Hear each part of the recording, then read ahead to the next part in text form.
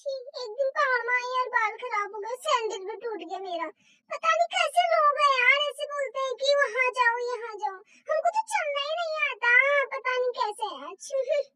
मत करो यार मम्मी जी, आप डैडी। हेलो दगड़ियों, ये बात सुनो तुम पोरू ए चेर अरे हम बगल में कोई भाईओ गया तलक जाई नौकरी नौकरी होने अब वहां नंढना गई बे पोरू जे आई और कशी हो ना और कशी हो डैडी मम्मी कुने की भाई डैडी अरे बाजू को है जन्म ते उत्तराखंड में जी हरो देवभूमि में वही जब मेरे 4 दिन में क्या गई जिमोड़ लगी न जिमोड़ को किरमाऊ लगी बापा हो यहाँ तोड़वा मानी आई हिल्स के पहाड़ों में पहनी जा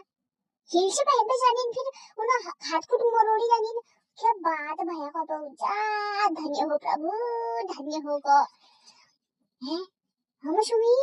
पुराने जमाने में बगेट चप्पल बनवा को नाथना के स्कूल भेजी है का पुराने जमाना काया जमाना थुक पड़ जो ये जमाना खरेन हमारी मान्यू का मतलब मशीन मशीन आई जाए पे हो काटनी बस काटनी तो संस्कार भल धरो डैडी मम्मी लोग कौन सा बड़ी एक्शन जन मारो भले को डैडी जी 4 मैच को दिवे बकाया खनीन को छे ये भय है तो अब जर पाड़ा